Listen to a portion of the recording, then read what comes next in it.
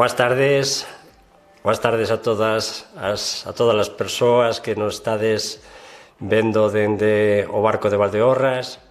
Ben, non sei se supoño que por aí fará tamén ou vai moito frío, igual que por aquí. Ben, das persoas que nos estades escoitando, quero agradecer a presenza especialmente as que estades aí no Teatro Lauro Olmo, especialmente a Asociación de Mulleres Rurais de Veiga Muíños e a Asociación O Mosteiro da Parroquia de Vilanova, que xa sei por Gustavo que xa estades axudando na recolleita da microtoponimia das vosas respectivas parroquias xa antes de que, de que escoitarades esta charla miña, non? Ben, por outro lado, tamén quero saudar a todos os profesores, alumnos, alumnas que estades no IES Marta Guisela, no IES Lauro Olmo e no Colexio Plurilingüe Divina Pastora. Sei que hoxe tedes clase pola tarde, estas 2 horiñas que vai durar a charla. Ben, agardo que as pasedes da forma máis amena posible, non? Intentarei, por lo menos, que sexa o máis amena posible.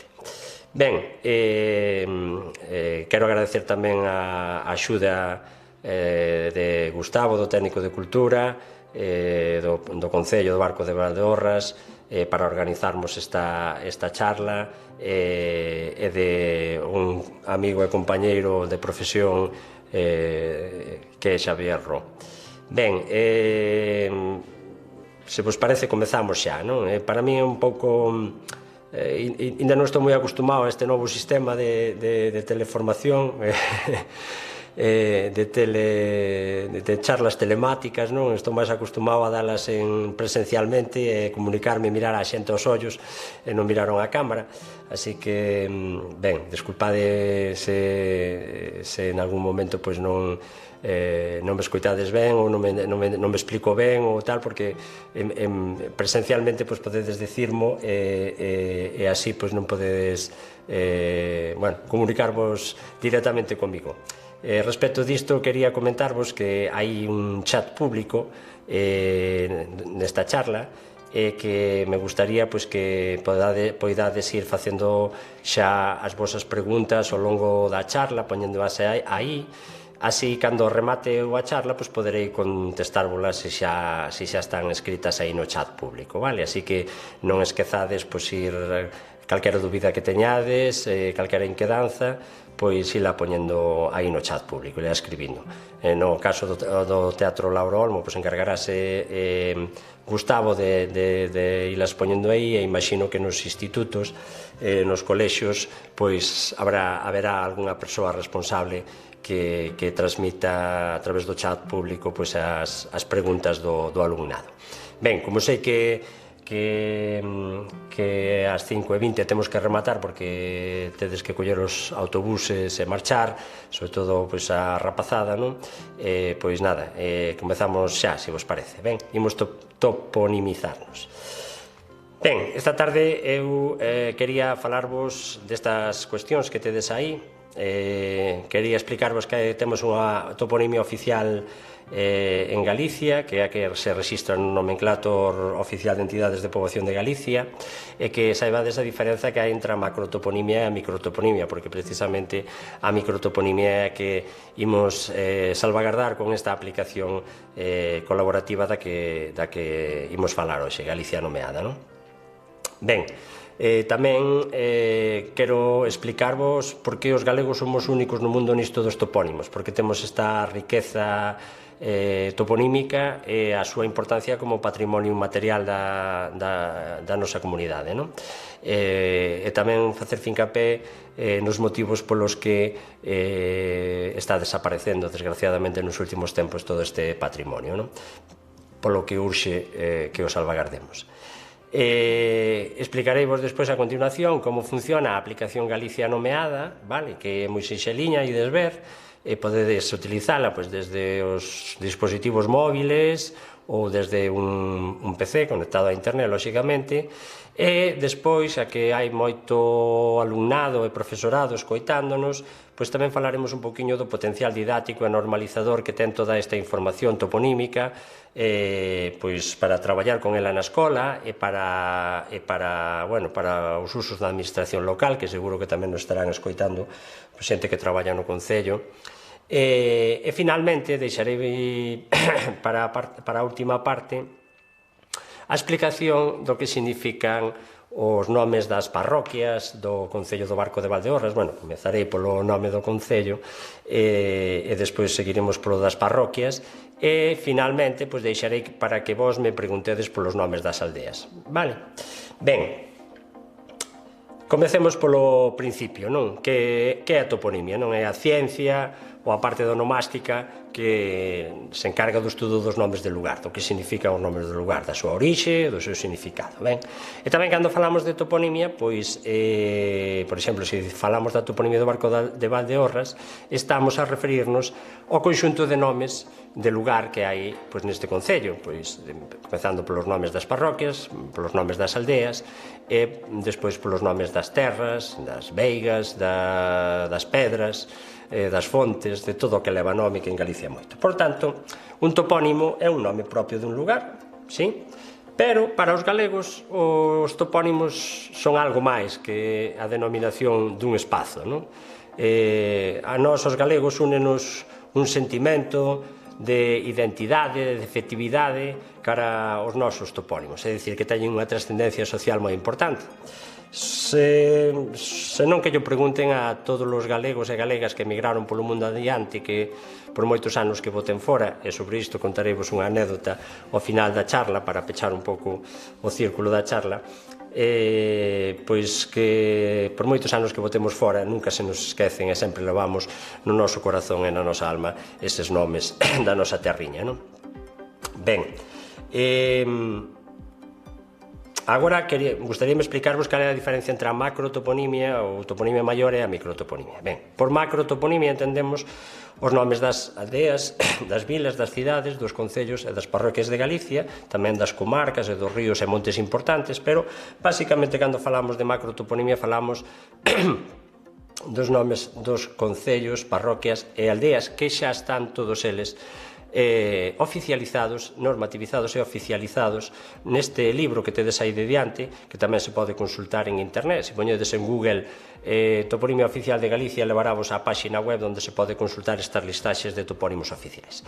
Ben, cando se publicou esta obra no ano 2003, no preámbulo aparecía unha cita da Lei de Normalización Lingüística na que se di que os topónimos de Galicia terán como única forma oficial. E isto é algo tremendamente importante para unha comunidade bilingüe como a nosa, porque os nosos topónimos naceron en galego e o que fixemos desde a Comisión de Toponimia da Xunta de Galicia foi devolvelos á forma galega coa que naceron, despois de sufrir moitas deturpacións e moitas castelanizacións, non? Digovos que isto é importante para unha comunidade bilingüe como a nosa, porque noutras comunidades bilingües, como pode ser o País Vasco ou Cataluña, moita da súa toponimia ten dobre oficialidade, teñen unha forma en castelán e outra en éuscara, por exemplo, pensade en Vitoria-Gasteiz, non? E o mesmo pasa noutros territorios de fala catalá, non? Por exemplo, Gerona-Girona e outros moitos topónimos. Pero en Galicia non, os nosos topónimos, insisto, teñen como única forma oficial a galega. Ben, que significa isto? Pois que temos que utilizar únicamente a forma Sanxenxo, nada de Sanjenjo, nin esas cousas que vemos por aí, non? Respecto disto, traio-vos ese chío que saiu no ano 2018, foi bastante polémico, no que a Real Academia Española decía que fora dos usos oficiais en español recomendábase usar a forma tradicional española do topónimo que era Sanjenjo. Ben, iso en primeiro lugar é unha falta de respeto pola nosa toponimia oficial, que xa insisto, a forma é Sanxenxo. Por outro lado, unha falta de respeto entre academias e a Sanjenjo o único que é un híbrido, unha adaptación do noso topónimo a unha grafía castelá, porque se quixeran castelanizarlo sería Sanjines. Ben, sen entrar en máis polémicas, isto o que fixo foi xerar unha reacción por esa trascendencia social que vos digo que teñen os topónimos, xerar unha reacción de defensa do topónimo Sanxenxo, tanto dos seus veciños como de moitísimos galegos, non? Hai nos medios públicos, a xente de Sanxenxo, sobre todo a máis nova, incluso aquela que fala castelán, pois síntese identificados con esa forma galega e normativa do seu topónimo. E, por tanto, queren que se utilice así. Ben, isto levanos a outro tema tamén importante que quero facer fincapé neste preámbulo antes de comezar coa demostración de como funciona a aplicación, que é que os topónimos galegos desgraciadamente están deturpados, sobre todo na rotulación. Supoño que todos sodes conscientes de ir polas estradas e ver se cadra moitas veces moitos dos nosos topónimos que coñecemos perfectamente sin acentos gráficos, sen artigos, con formas castelanizadas ou con formas gráficas que non lle corresponden coa forma oficial. Ben, sobre esta deturpación da nosa toponimia tamén se fai eco, como vedes aí, un dos nosos grandes humoristas da vila, que, ben, xa vedes aí que dentro de pouco teremos que ver escrito en vez de o Carballiño el Roblecito, ou como xa ten pasado nalgúns xornais que utilizan traductores automáticos, en vez de Sobrado dos Monxes, que apareza el Desván de los Monjes. Ben, para que nos sirve este nomenclator de entidades de poboación? Pois, basicamente, para saber como se escriben correctamente os topónimos e para non ver, como vos dicía na rotulación, cousas moi extrañas. Aí tedes un claro exemplo. Esta é unha aldea do concello de Baños de Volgas que no letreiro de entrada da aldea pon Vilariño de la mamá, como se fora a súa nai, e no letreiro de saída pon Vilariño da mama. Pois ningún outro están ben. A forma correcta é Vilariño de Lama Ma, unha lama é unha terra enchumbada de augas, e ma de mal do latín, de mala calidade, de ruín. E esa é a forma correcta de escribilo, e non outras. Cando calquera concello queira rotular, ou a Deputación ou a Comunidade Autónoma, quen teña competencia sobre a estrada, queira rotular un nome dunha aldea, dunha parroquia, dun concello, o ideal, o mínimo, é que consulte este nomenclator oficial de entidades de poboación. Ben, e agora falareivos da microtoponimia, que isto é o que realmente para o que estamos aquí, para intentar salvagardala na medida do posible. A microtoponimia son os nomes das leiras, das fontes, dos penedos, dos muiños, das praias, dos regueiros, que son moi numerosos en toda Galicia, agora veremoslo no seguinte diapositiva, e que forman parte do noso patrimonio cultural e inmaterial. Ben,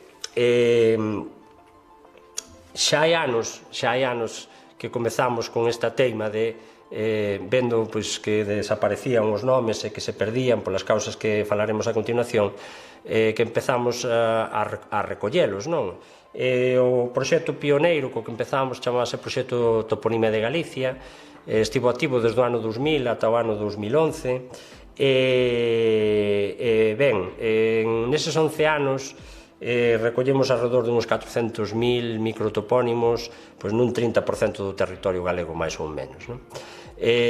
Foi un proxecto pioneiro, pioneiro a nivel estatal, digo. Outras comunidades autónomas copiaron o noso sistema de traballo. Era un proxecto quizáis custoso, porque os técnicos ían polas aldeas contactando coa xente maior e apuntaban os topónimos en fotografías aéreas en papel. Despois, iso implicaba que había que cubrir unhas fichas manuais, despois pasalo a unha base de datos, despois persoas cualificadas tiñan que referenciar esos topónimos. Ben, era un proceso que requería moita man de obra, que requería tempo e tal. Ben, non por iso era menos productivo ni menos interesante, pero desgraciadamente, por causas que agora non veñen a conto, no ano 2011 paralizouse, e o que intentamos foi buscar un sistema, que é esta aplicación que temos hoxe en día, que permita ao voluntariado cultural de Galicia achegar os nomes que saiba da súa aldea. Todos temos unha aldea, todos temos familiares que ainda viven na aldea ou criámonos nunha determinada aldea. Seguro que todos sabemos nomes de leiras, nomes de fontes, nomes de tal, que podemos achegar boamente con esta aplicación dunha forma moi sinxela. Ben, agora, antes de ver como funciona a aplicación, tamén vos quero falar de por que somos únicos os galegos nisto da toponimia. A nosa toponimia é singular, é excepcional, por tres motivos fundamentais. Por un lado, temos a gran densidade de nomes que hai no noso territorio. Aí tedes un anaquiño, eu son case veciño voso do Barco de Valdeorras, son dun concello do sueste ourensán que se chama O Riós. Foi o primeiro, no ano 2000, cando comezamos con este proxecto, foi o primeiro concello onde me puxen a recoller os nomes das terras. Despois pasei a Agudiña, a Mezquita, recollín varios concellos, a microtoponimia de varios concellos dali do sueste ourensán. Como podedes ver aí, nesa fotografía, a densidade de nomes é grande, ainda así todo hai concellos nos que é moito maior. Se estiveramos dando esta charla presencialmente, preguntaríalle sobre todo ao alumnado que é o que lle chama a atención desa fotografía. Noutras charlas presenciais, ás veces, sobre todo os máis pequeniños, desde a súa inocencia, chamalles a atención que este todo escrito, ou que haxa moita letra ou tal. E detrás desas afirmacións tan inocentes, hai unha verdade moi grande, que é que toda a nosa terra está escrita. Cada un deses nomes ten unha historia que contar, unha historia das xentes que poboaron todo o noso territorio, humanizando, e sobre todo unha historia que nos fala dos seus modos de vida e que nos fala da pequena historia de cada aldea. Esa pequena historia que non está recollida en ningún libro, en ningún mapa, por iso é tan importante registrar os nomes da microtoponimia en xeral. Ben, isto pasa tamén no mar, claro, evidentemente no Marco de Valdeorras é interior e non tedes se cadra este coñecemento, pero tedes que saber que nas zonas de litoral onde temos traballado e onde temos colaboradores xa neste proxecto de Galicia Nomeada, os vellos mariñeiros teñen todo nomeado, onde os demais, os que somos de interior, vemos unha masa compacta de auga, non vemos pedras, nin vemos nada, eles teñen nomeados centos de pedras, 5 ou 6 kilómetros dentro do mar, eles siguen tendo os seus nomes do mar, a talasonimia que se chama, e é un coñecemento ainda moito máis particular e máis específico co que temos a xente que somos de interior, porque nunha mesma aldea máis ou menos todos coñecemos os nomes de todo o territorio, pero no mar non, no mar cada mariñeiro se cadra coñece topónimos distintos aos que coñece outro mariñeiro, porque incluso moitos foron nomeados pola súa familia ou polos seus antepasados e mantivos ese nome na familia. É un coñecemento que corre moito máis risco de perderse. Ben, cando comezamos o proxecto alá polo ano 2000, a Voz de Galicia facíase eco deste proxecto de recolleita de patrimonio cultural e material, e falaba de que éramos o país dos 3 millóns de topónimos. Tamén Filgueira Valverde falaba diso. Realmente, a día de hoxe, coido que é imposible xa que recuperemos eses 3 millóns de topónimos que existiron no noso país, incluso seguro que existiron máis. Mirade, as cifras que barallamos na actualidade parten de que nos 11 anos que estivo activo o proxecto de toponimia de Galicia, a media de topónimos por kilómetro cadrado que sacamos era de 50 máis ou menos topónimos por kilómetro cadrado. Insisto, é unha media porque en concellos nos que existe moito minifundismo, como é Cangas de Morrazo, chegouse a recoller 162, 165 topónimos por kilómetro cadrado. Imaginade que densidade é esa, non? Pero ben, tendo esa referencia da media de 50 topónimos por kilómetro cadrado, se multiplicamos polos case 30.000 kilómetros cadrados que ten o territorio de Galicia, danos alrededor de 1,5 millón de microtopónimos que consideramos que hoxe en día podemos salvagardar da memoria dos nosos maiores.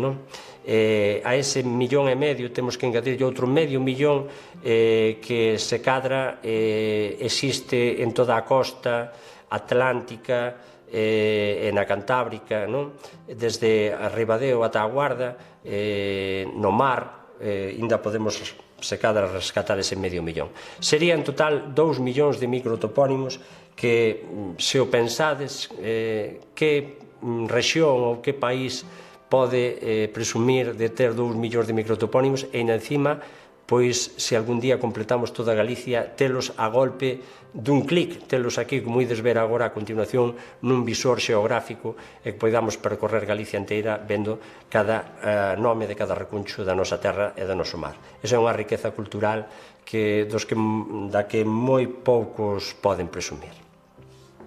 Ben, a segunda característica que fai única a nosa toponimia é a variedade dos nosos topónimos.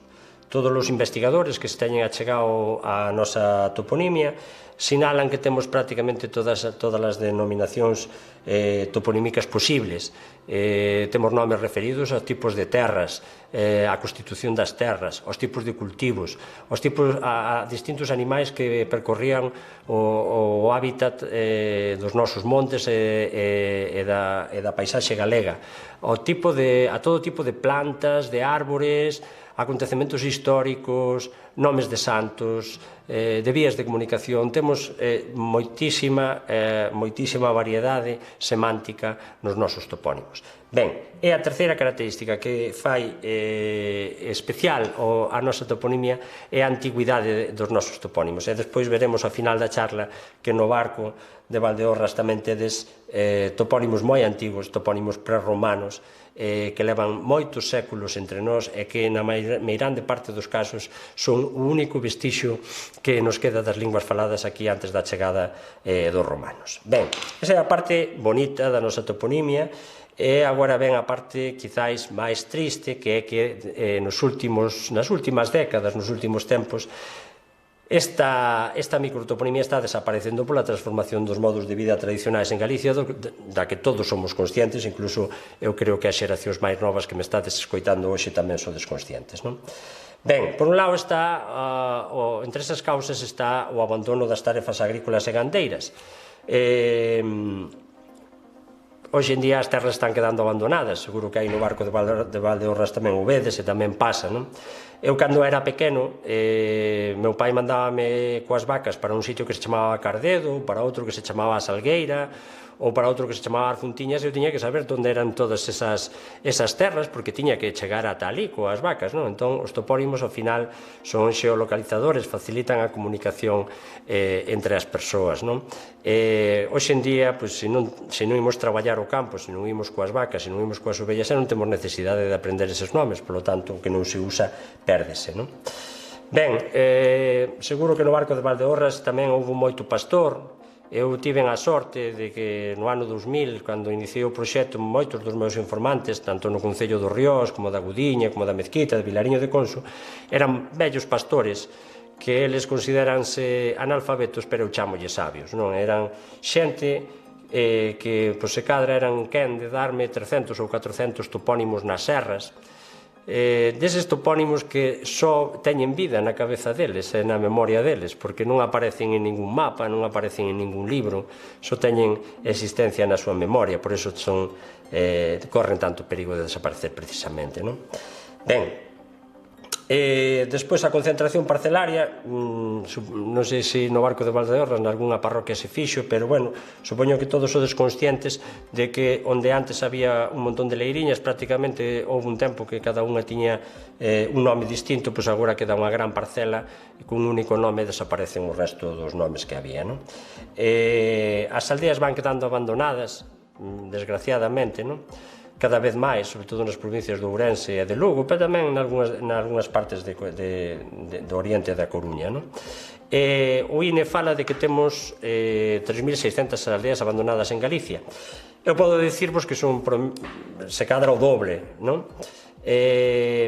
O INE só contempla 30.000 entidades de poboación en Galicia e nós no novo nomenclator de entidades de poboación que estamos preparando desde o Seminario de Onomástica da Real Academia Galega para entregar á Xunta, xa temos 38.500 entidades de poboación recoñecidas, iso sí, moitas abandonadas, pero nós queremos que se conserve o nome no nomenclator, inda que a aldea este abandonada, porque non queremos que veñan xente de fora a comprar as nosas aldeas para dedicarlas a turismo rural e que lle poñan nomes inventados alleos ao noso devir histórico, como xa ten acontecido en algunha ocasión. Ben, falecen a memoria viva dos nosos topónimos, que son os nosos maiores, pois desgraciadamente van nos deixando, non?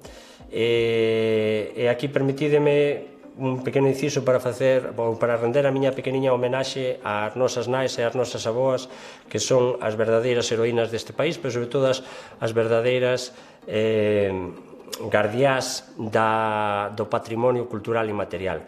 En 21 anos que levo traballando na toponimia, varios anos facendo traballo de campo, sempre foron elas as que máis nomes saben, elas as que lembran as coplas, as que lembran as cantigas, as que lembran as lendas relacionadas cos topónimos, que é moi importante tamén recoller todo isto porque estánse convertendo en fósiles culturais, e grazas a elas temos unha cultura patrimonial e inmaterial tan rica neste país. Así que, rapaces e rapazas que me escoitades e que teñades avós na casa e aboas, primeiro enchedeos de bicos, porque o merecen, e segundo, preguntádelle polas cousas de antes que teñen moito que ensinarnos. Ben, no mar, bueno, vos non vos afecta, os de Valdeorras non vos afecta o mar, pero que é importante que saibades que os vellos mariñeiros, xa vos lo comentei antes, saían a faenar simplemente co coñecemento que tiñan do medio no que se movían, un coñecemento do mar como da palma da súa man, porque, bueno, diso dependía un pouco a súa integridade física e a súa supervivencia económica. Agora os novos barcos xa levan GPS, radar, todo tipo de sistemas de identificación dos fondos mariños, e xa non hai esa necesidade de coñecer a perigosidade das pedras, porque, bueno, xa vos podedes dar unha idea, ou aquela outra na que naufragou un barco, ou, bueno, todos eses topónimos do mar que poderíamos estar ata mañá falándovos deses nomes tan curiosos que teñen, e que agora, tamén, como falábamos antes, polos traballos agrícolas, xa non é necesario saber os nomes desas pedras. Ben, e por último, para ir acabando con esta introdución, os nomes tamén desaparecen polo crecemento urbanístico das cidades. Falábamos antes de que a xente abandona o rural e vais a vivir a grandes cidades, a grandes vilas, sobre todo a zona do litoral de Galicia, cada vez medra máis, e o interior cada vez está máis baleiro. Nesas cidades construense novas rúas, construense novos edificios, aos que lles poñen nomes conmemorativos ou honoríficos que moitas veces nin sequera nada teñen que ver coa historia do concello no que están, nin cos persoeiros famosos dese concello. Nós, desde a Real Academia Galega, levamos moito tempo pedindo aos concellos que, cando teñan que nomear rúas, que, por favor, que manteñan o nome tradicional das terras que quedan sepultadas baixo esa rúa, nesa nova rúa ou na nova urbanización. Neste senso, eu vivo aquí ás aforas de Santiago, nun concello que se chama Ames, nun núcleo que se chama Bertamiráns, e a política nos últimos 15 anos creceu exponencialmente o número de vivendas e de rúas, e aí si se manteñen os nomes das terras que quedaron debaixo deses novos edificios e das rúas. Ben, como conclusión desta introducción, podo dicirvos que temos, xa vedes, creo que todos sodes conscientes deste gran patrimonio que temos, que herdamos dos nosos antepasados, que eu creo que temos a débeda con eles de protexelo e, sobre todo, de difundilo agora que temos as novas tecnoloxías para facelo. E isto non é só porque o diga eu, ou digamos desde o Seminario de Onomástica da Real Academia, os apaixonados da toponimia, senón porque desde o ano 2016 temos unha lei de patrimonio cultural que por primeira vez na nosa historia vemos que aparece aí a toponimia de forma explícita como un dos bens do patrimonio cultural e material dos galegos que debemos protexer. Ben, e máis, esta lei significou un punto de inflexión á hora de salvagardar este patrimonio, porque de alguna maneira obriga a Xunta de Galicia e a outras institucións da comunidade autónoma a preservar esta toponimia tradicional. Fose por isto ou fose polo que fose, pois no ano 2019 foi cando puidemos presentar públicamente esta ferramenta Galicia Nomeada, coa que a xente agora está colaborando na salvagarda da nosa microtoponimia.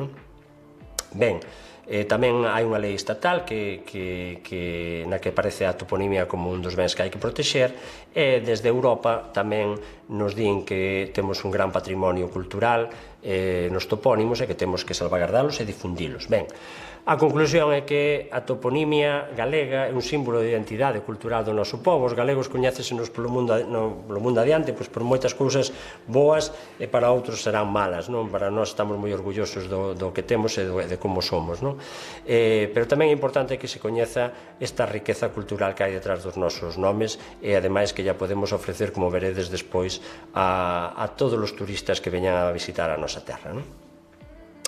Ben, chegou o momento de falarmos da aplicación colaborativa, e para iso que mellor que facer xa unha demostración de como meter un topónimo, non vos parece? Ben, pois imos aló entón, imos a páxina, se poñedes en Google Galicia Nomeada, pois xa vos leva á páxina do proxecto, e imos agrandar isto, vale. E se queredes descargar a aplicación para o móvil ou para a tablet, pois ides ao Play Store e desde aí podese descargar tanto para dispositivos Android como iOS. Desculpade un segundiño que vou mollar a boca, se me sega moito a garganta.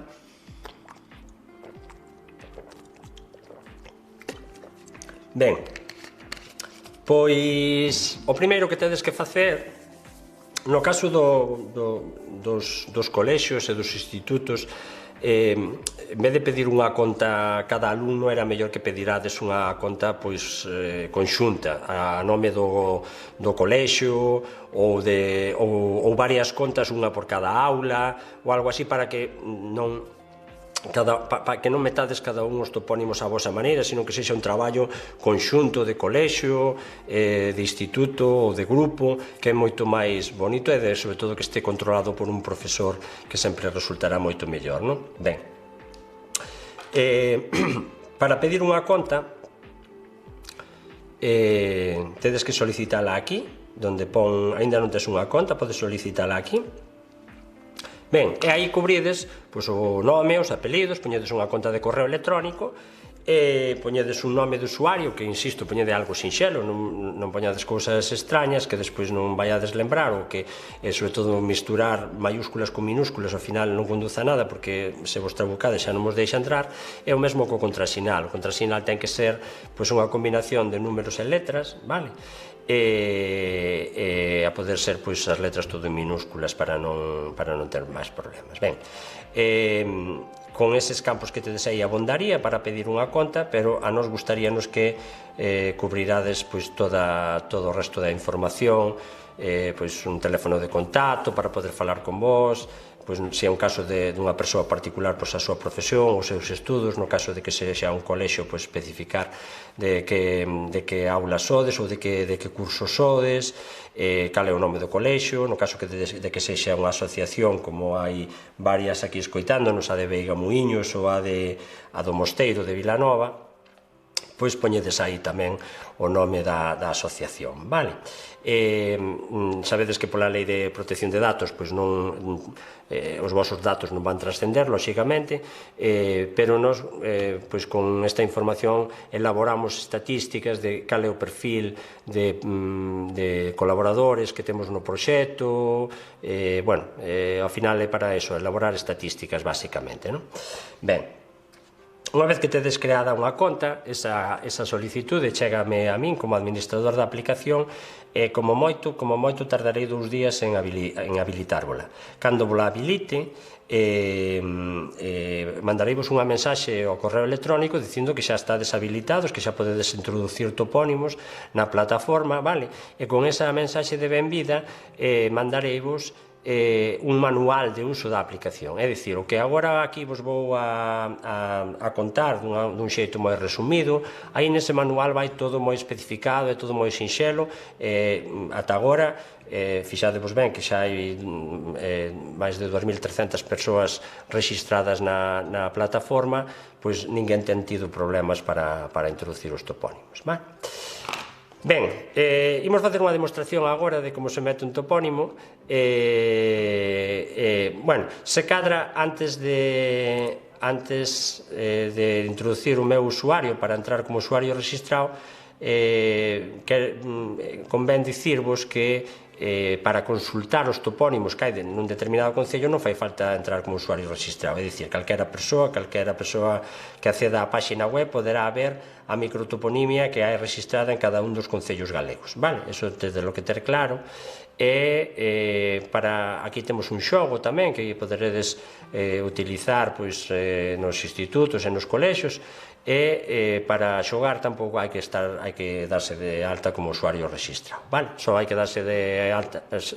entrar como usuario registrado para meter topónimos ou facer suxestións sobre os topónimos que meteron outras persoas, vale?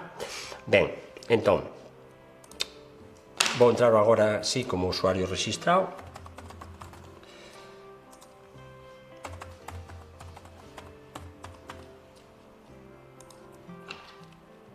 Para poder meter un topónimo. Como vedes, ao entrar como usuarios registrados, o primeiro que nos ensina é as achegas que imos facendo cada un. Lóxicamente, a primeira vez que entredes non teredes ninguna achega, pero despois vamos quedando aí almacenadas todos os topónimos que metestes e a información que metestes en cada topónimo. Despois, aquí neste botonciño tedes tamén as suxestións que facedes cada un sobre os topónimos que meten outras persoas, e tedes tamén o voso perfil para poder editalo, poder poñer unha foto ou poder poñer os datos que se requiren, vale? Ben, imos a explorar e colabora, vale? Ides ver como poder atopar o voso concello, a vosa parroquia. Hai dúas maneiras, non? Para localizar. Bueno, pois pasar esta man por encima dos concellos galegos e xa nos vai indicando o seu nome e a cantidade de topónimos que ten recollidos, ou se ides aquí a este filtro avanzado, podedes buscar por localización e aí buscades a provincia, o concello e a parroquia que queredes que vos amose a aplicación, vale?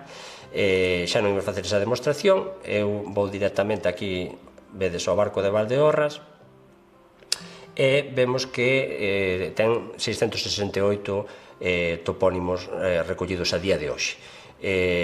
Como vos indiquei xa ao principio, xa temos algúns colaboradores dados de alta, entre eles Gustavo e Xavier Ro, e espero que despois desta charla vos deades de alta moitos máis, non? Ben, entón, pois nada, prememos no concello e xa nos vai cargar automáticamente todos os topónimos que hai neste concello, tanto os nomes das aldeas como os microtopónimos que xa hai recollidos e achegados, non? Entón, bueno, vedes que hai un sistema de clústers que indícanos os números de topónimos que hai en cada zona para ver a densidade deles, sobre todo para que a aplicación sexa máis dinámica e non se ralentice tanto a hora de cargar ou de facer un zoom. Segundo imos facendo zooms sobre as zonas, pois, bueno, ímonos a chegar, por exemplo, aquí a parroquia de Viloira, e vemos que xa hai bastantes topónimos metidos por aí, e seguro que ainda ha de haber moitísimos máis, non? Ben, podémonos mover por toda a parroquia, bueno, por todo o concello, e ir vendo os topónimos que hai. Vale, antes de facer a proba de meter un topónimo, vale, imos, diredes vos, porque aquí temos o Vieiro que está en cor amarela e aquí temos a Veiguiña que está en cor vermella. Ben, os topónimos que o equipo técnico da unidade de toponimia da Real Academia imos validando aparecen en cor amarela.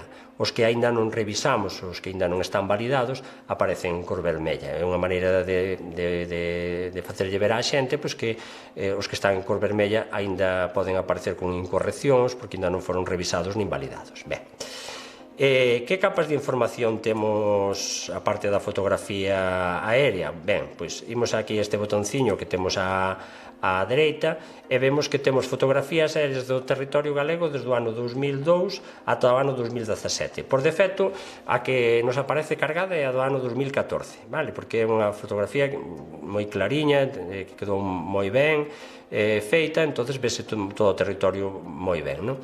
De todos os xeitos vos podedes ir probando, poñendo desde o ano 2002 en adiante a que vos resulte mellor, a que vexades mellor, pois é a que o utilizades, non? Podedes irlas cambiando e tamén vedes de alguna maneira a evolución do territorio, sobre todo como foi quedando abandonado unha boa parte del, de que se deixou de traballar, non? Ben, outra das capas que nos resulta, outra das fotografías aéreas que nos resulta tremendamente interesante é a primeira que se fixo sobre Galicia, do voo americano, que é do ano 1956. Entón, pois, sobre todo en zonas, por exemplo, aí que tedes cerca relativamente cerca, non? Vilariño de Conso e o Encoro das Portas, ou en Viana do Bolo, o Encoro do Bao, pois se poñedes esta fotografía aérea do voo americano veredes que aínda non estaban os encoros e podese ver pois todo o territorio que quedou debaixo das augas, non? Todo o territorio asolagado. Ben, xa vedes aí unha fotografía en branco e negro que non ten moita resolución, pero pois permítenos ver eso, como estaba case todo traballado e agora pois con cantas terras quedaron abandonadas. Ben, volvemos ás capas e tedes tamén os mapas a escala 25.000 do Instituto Geográfico Nacional, onde aparecen ben marcados os cursos dos regueiros e dos ríos, non? E tamén bastante toponimia, aínda que ás veces con erros, e temos tamén a capa de catastro, por exemplo, que tamén nos vai ser moi útil, non?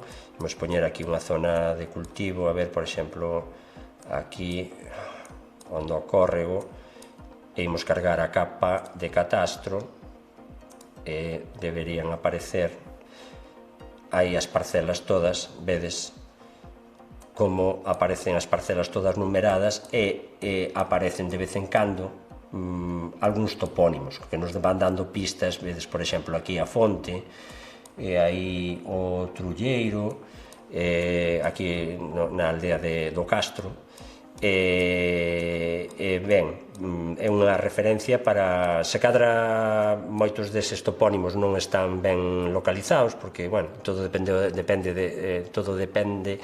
da profesionalidade co que fixera a empresa de catastro pois este registro de información das parcelas, pero, bueno, danos pistas, non, dos topónimos que poda haber, e sobre todo pois que moita xente orientase moi ben pola parcelación que hai do territorio, non, vendo as parcelas, non, e vendo as leiras de cada un.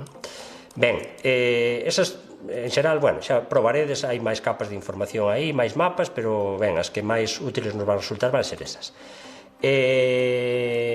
Imos probar agora a meter un topónimo, vale? Aquí mesmo. Entón, imaginade que este conxunto de leiras de aquí pois se chama a Curtiña, que é un topónimo moi común preto das casas onde se plantaban pois legumes, hortalizas, bueno, viñan sendo as hortas, non, normalmente. Ben, pois imos meterlo como a Curtiña, ese anaco. Entón, damos de engadir topónimo, vedes que temos un cursor, o ideal é, se nos indican que parcelas ou que leiras levan ese nome, pois que poñamos o cursor máis ou menos no medio do espazo que identifica, pois poríamolo aí, por exemplo. Se lle damos a permitir, xa automáticamente, a ver, son problemas do directo, imos probar outra vez, damos a cancelar e probamos outra vez a meter o topónimo, a ver, engadir un topónimo. Ben, xa esta mañá tivemos algúns problemas coa aplicación e non sabemos a que se deben, pero se cadra utilizando outro visor, outro navegador, igual vai mellor. Ben, pois vou intentar volver a entrar, a ver se estas cousas sempre pasan no directo. Facémolo 20 veces e non dá un problema, e agora que estamos en directo dá o problema. Ben, vamos a ver. Barco de Valdeorras, vamos para outra zona.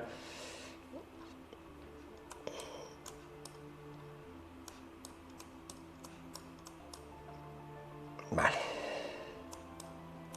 A ver que pasa aquí agora nesta zona. Engadir novo topónimo. Aí está. Vedes como agora xa nos apareceu a ficha. Ben, entón, imos meter un topónimo novo, a curtiña, despois non vos preocupedes que isto xa o borraremos, vale? A cortiña, vale. Neste botonciño que tedes aquí á esquerda aparecemos como tedes que escribir os topónimos, pois co artigo inicial en mayúscula, cada parte do topónimo coa inicial sempre en mayúscula. Ben, aparecen aí unhas indicacións que tamén vos aparecen no manual que vos mandarei eu cando vos deades de alta, non? Ben, despois temos unha serie de tipoloxías xeográficas, non? Que tamén vos aparecen no manual, especificadas, unha táboa. Entón temos 6 grandes grupos: accidentes costeiros, accidentes terrestres, augas, entidades humanas, terras e vías, e dentro de cada grupo pois hai subgrupos, hasta hai un terceiro nivel de subgrupos, non? Ben, non nos imos a parar a ver todos, senón estaríamos aquí ata mañá.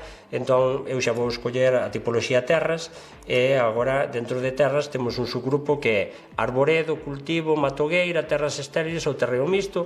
Vemos claramente que esa zona que imos meter está de cultivo, escollemos cultivo, e dentro da terceira categoría temos labradío, prados e pasteiros ou viñedos e froiteiras. Entón vemos que, maiormente está de labradío, entón pois escollemos labradío. Abonda con que poñades hasta a segunda categoría, non fai falta poñer máis. Ben, na fonética, pois veredes, antes no proxecto de Toponimia de Galicia contratábamos só a filólogos porque era moi importante recoller como a xente pronunciaba os topónimos, non? Agora calquera persoa pode meter os topónimos porque a fonética rexistrámola cunha grabación, e pódese subir unha grabación en formato MP3 ou MP4 sin ningún problema. E máis, a aplicación do teléfono móvil, vou vos ensinar a ver se podedes ver aquí un pouquiño a aplicación no móvil.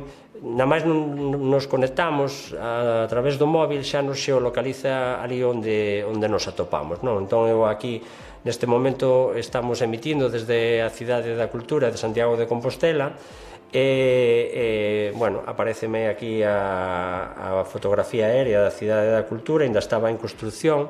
Entón, se intentamos meter un topónimo aquí, xa imos dar o botón de engadir o topónimo. A diferenza do cursor da versión de ordenador, da versión de escritorio, aquí o que movemos co dedo é a imaxe, non o cursor, vale? Entón, unha vez que temos localizado aí o cursor, damoslle a engadir, e vai nos aparecer unha fichiña para cubrir os datos básicos do topónimo que despois poderemos completar dunha forma máis cómoda aquí na versión de escritorio do portátil, non?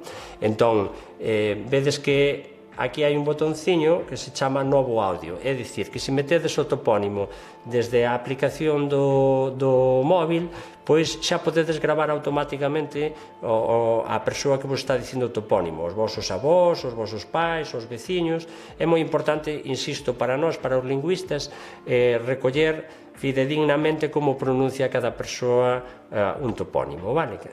Na zona onde se utiliza, non? Entón, ides ver, vou facer unha demostración da grabación dun audio. A cortiña xa queda automáticamente grabado, podo reproducilo. A cortiña, escoitades.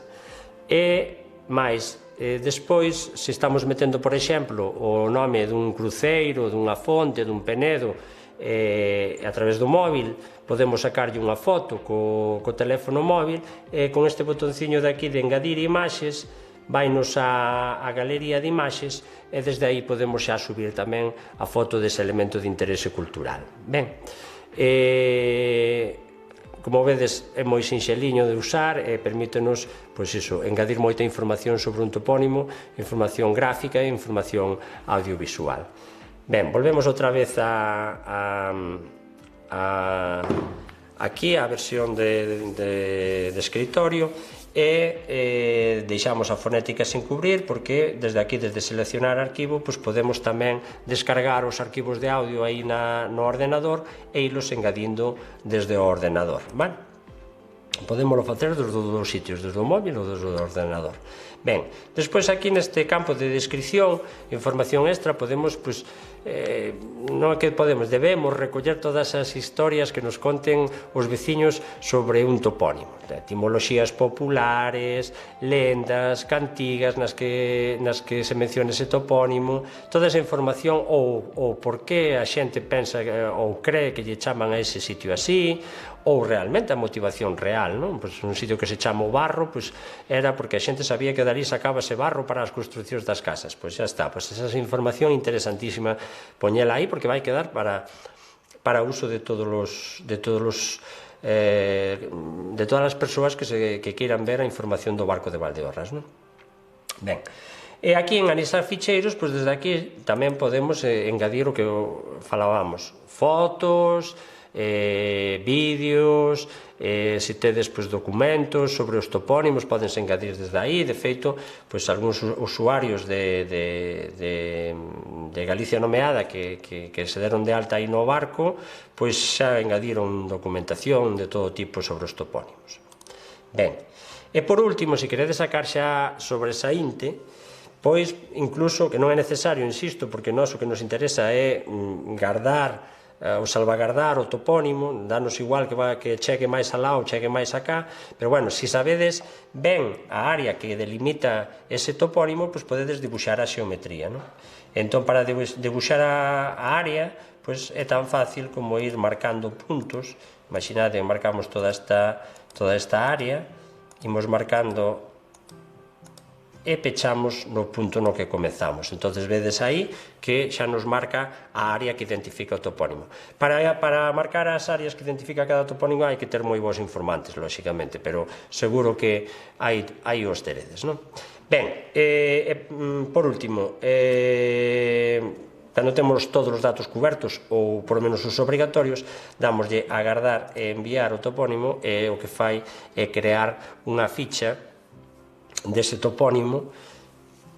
Vedes aí a cortiña, indícanos onde está situada, dinos que son terras, cultivo labradío, e desde aquí, desde esta ficha, se vos trabucastes en algo, podedes eliminala e meter o topónimo de novo, ou podedes editala e cambiar todos os campos de información que queirades. E máis, despois, se non engadistes imaxes, non engadistes o audio da fonética ou non engadistes ningún ficheiro, despois podedes volver sempre que queirades sobre ela e engadir as imaxes, engadir o audio da fonética ou engadir os ficheiros que consideredes necesarios. Vale?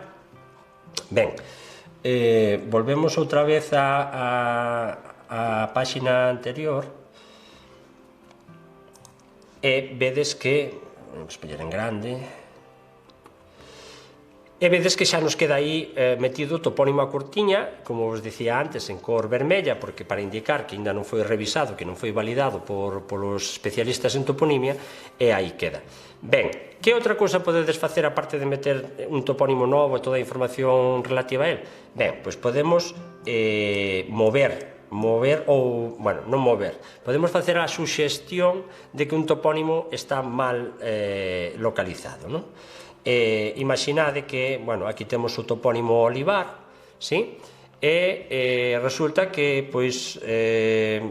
vos tedes leiras por aquí e considerades que aí xa se chama, que aí non está ben situado, porque se chama xa outro nome, o Carballal, é que o olivar é moito máis para cá, o centro estaría moito máis para cá, non? Entón, o que podedes facer é unha suxestión, premedes sobre o olivar e aquí tedes un botonciño de, bueno, xa vedes que aquí ten información, zona de Cortiñas e algún lameiro nos arredores do núcleo de Viloira, como ben expreso o microtopónimo, aínda se ven oliveiras neste lugar, polo que tal vez no pasado fosen máis abondosas. Ben, parte desa información que xa se recolle aí, que é moi interesante, podemos aquí suxerir un cambio, por exemplo, de localización, non?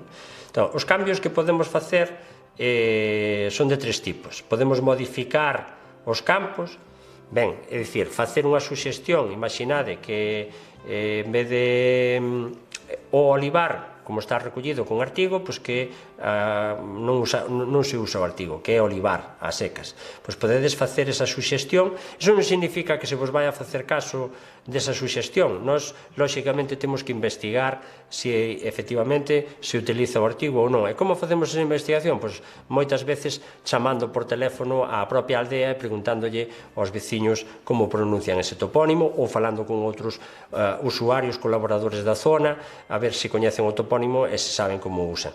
Precisamente por isto, por estas comprobacións que facemos, por esta investigación que facemos de cada topónimo que validamos,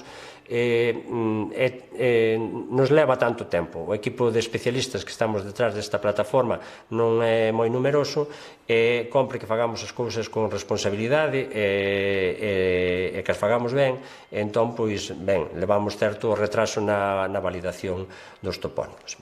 Ben, como vos dicía, tamén podemos informar dunha localización diferente. Entón, prememos aí e o que facemos é arrastrar o topónimo ata esa localización que nós consideramos que é a boa. Ben, e damoslle a suxerir cambio e o que dice a túa corrección foi enviada con éxito. Pero iso non significa que o topónimo se mova, como podedes ver aquí. O topónimo segue estando no mesmo sitio. A nós cheganos a suxestión de que deberíamos movelo, pero nós, ata que investiguemos se debemos ou non movelo, o topónimo quedase onde o meteu o primeiro informante que o meteu. Vale? Así que por iso, estade tranquilos que ninguén vai mover nada que non se deba mover. Ben, e por último, a última suxestión que se pode facer é indicar que un topónimo non existe. É dicir, se alguén metera un topónimo inventado e outro considera que ese topónimo non existe aí, pois comunícanolo, nós comprobámolo, e se non existe, eliminámolo, e posiblemente lle eliminemos a conta tamén a quen meta un topónimo inventado. Vale? Ben, pois en liñas xerais, isto é o que se pode facer coa aplicación e o que vos pedimos que fagades. Que metades topónimos novos, que xa vedes que ainda hai moito territorio por cubrir nas parroquias do Barco, e que, bueno, se en algún caso considerades que algún topónimo non foi ben introducido, ou lle falta un artigo, ou ten outra pronuncia distinta, pois que fagades unha suxestión para comunicárnoslo, vale? Ben, como imos de tempo, vale, fagos agora un par de suxestións de como utilizar esta información a nivel educativo e xa pasamos a ver o que significan os topónimos do barco. Vale? Volvemos outra vez á presentación. Quería comentarvos unha anécdota, simplemente, que é que... Ben...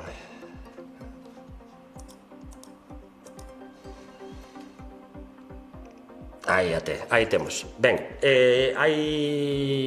agora en decembro, fai 2 anos que presentamos esta aplicación públicamente, e para que vexades o éxito que tivo, nos primeiros 4 meses de vida da aplicación xa había 9.000 microtopónimos introducidos. Ben, todos os xornais se fixeron eco deste éxito e sobre todo das valiosas achegas dos galegos e das galegas a esta obra cultural que estamos facendo entre todos, e chamábanvos os guardiáns da microtoponimia galega en algúns xornais. Ben, a anécdota era que ao pouco tempo de publicarse a aplicación, unha noite saiu no Luar, seguro que algúns dos que estades escoitando e algúnas vistes este programa. Bueno, foi o fío condutor, a aplicación Galicia Nomeada foi o fío condutor de toda a noite no Luar. Converteuse nunha achega de topónimos un tanto escatolóxicos, porque bueno, pues comezaron buscando un penedo que existe, ese nome, que hai na Serra do Xurés, que se chama os penedos onde cagan os homes, e despois a xente pois chamaba por teléfono para informar da localización de moitos topónimos pois deste tipo, así de tipo escatolóxico, ou que tiñan que ver con partes do corpo, como a Fonte da Crica, bueno, cousas así, que son topónimos tamén que existen e que está moi ben que se introduzan aí, non? Ben, a cuestión é que o día seguinte de emitir o programa de Luar, pois tivemos máis de 300 solicitudes de colaboración.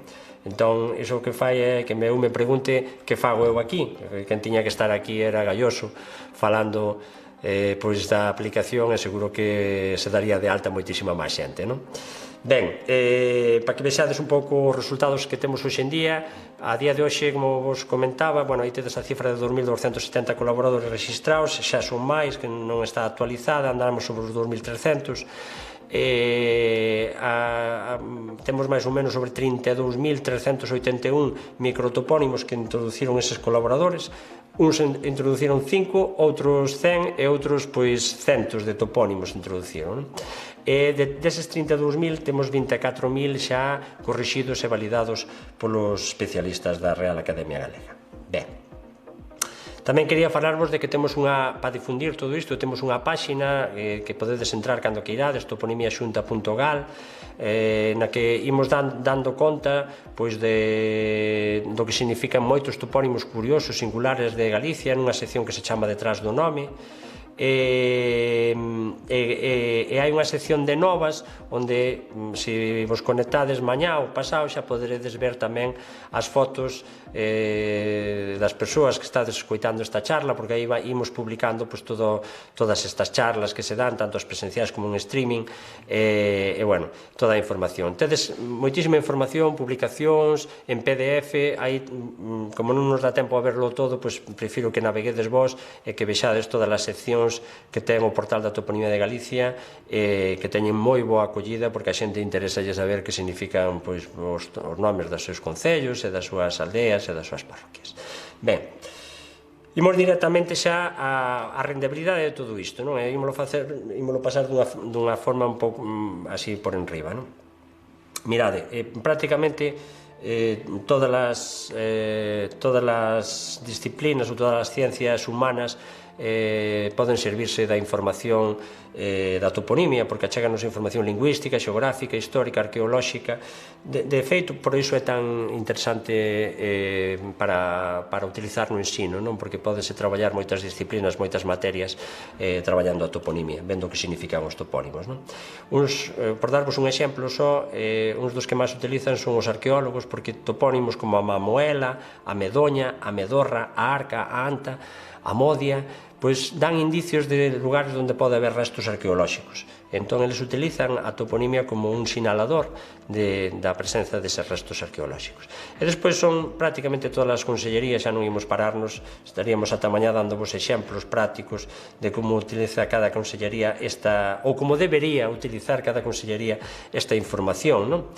Ben, vou vos poñer algún exemplo, xa que estas charlas están pensadas para os concellos, para a administración local e tamén para centros de ensino, pero de como utilizan moitos concellos esta información unha vez xeolocalizada e normativizada. Pois, por exemplo, para os plans xerais do urbanismo municipal, para situar todos os elementos de interese cultural, con fotos, con audios, con todo iso, estás facendo moitos concellos.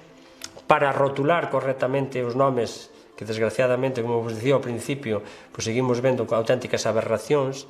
De feito, pensade nese letreiro que pon aí Feas, que é o nome dunha aldea preto de Beariz, que se chama Feás. O simple feito de non poñerlle o acento gráfico, pois as mulleres desa aldea consideran que é un insulto para elas, que lle están chamando Feas cando realmente o nome da aldea é Feás, non? Ben, para todos os concellos nos que hai rutas de sendeirismo, para sinalizar esas rutas cos nomes correctos, cos nomes en galego, incluso poderíase poñer o que significa cada un dos nomes polos que pasan as rutas de sendeirismo. No Camiño de Santiago sería maravilloso que por onde pasan os camiños de Santiago, que polo barco tamén pasa unha variante da ruta da Vía da Plata, non? Ou da que ven de Ponferrada, non? Rotular cada un dos microtopónimos por onde pasa, poñerlle os peregrinos as lendas que hai sobre eses microtopónimos, para os carteiros, e, sobre todo, ali onde hai centros de maiores, é unha maneira de facer sociedade, de levar os rapaces dos colexios onde os nosos maiores a que lle conten as historias, as vivencias e a historia do propio concello, as súas vivencias e a súa historia. É unha forma de aprender, é unha forma de valorar o que saben os nosos maiores. Ben, despois, os microtopónimos estánse convertindo nunha fonte de información moi orixinal para nomear establecementos, restaurantes, bares, empresas, cada vez máis, afortunadamente. Nomes orixinais, ademais. Mira, fixadevos que este é un restaurante que se chama o Regueiro da Cova, que cando o montou, é dun amigo meu, cando montou todo o mundo lle dicía que lle puxera un nome máis exótico, un nome estranxeiro, un nome tal, e puxo o Regueiro da Cova, que é o nome dos prados nos que íamos cando éramos rapaces coas vacas, que lle trae recordos da súa infancia e que lle resulta un nome para a súa empresa particular que ten unhas connotacións e uns sentimentos de afectividade, o que vos falaba ao principio desa connotación ou esa trascendencia social da toponimia. Supoño que todos coñecedes a zoqueira Elena Ferro, ela tamén lle pon as súas coleccións de zocas microtopónimos como ese tan fermoso que é a Puza da Rán, ou son moitos os viños que levan os nomes das viñas nas que se cultiva ese viño, nos que se produce ese viño. Seguro que un viño tan bo como tedes en Valdeorras, pois moitas adegas, estou convencido, eu puxen aí uns cantos exemplos, pero moitas adegas levarán o nome das viñas e levan polo mundo adiante, que o viño de Valdeorras está tendo moito éxito polo mundo adiante. Ben, a microtoponimia tamén é moi útil para darlle nomes a nenos e nenas recén nacidos. Últimamente vedes aí por esa noticia que se puxeron de moda chamarlle Aloia, Xalo, Cies, Ares, Iraflavia, Antela, Marín, Deva, Navia ou Aldán, a moitos nenos galegos que xa levan estes nomes no rexistro civil. E tamén a grupos de pandereteiras. Pensade, por exemplo, seguro que a gran maioría das persoas que me estades escoitando coñecedes este grupo tan xugueiras que ten presenza internacional, éxito internacional, fan cancións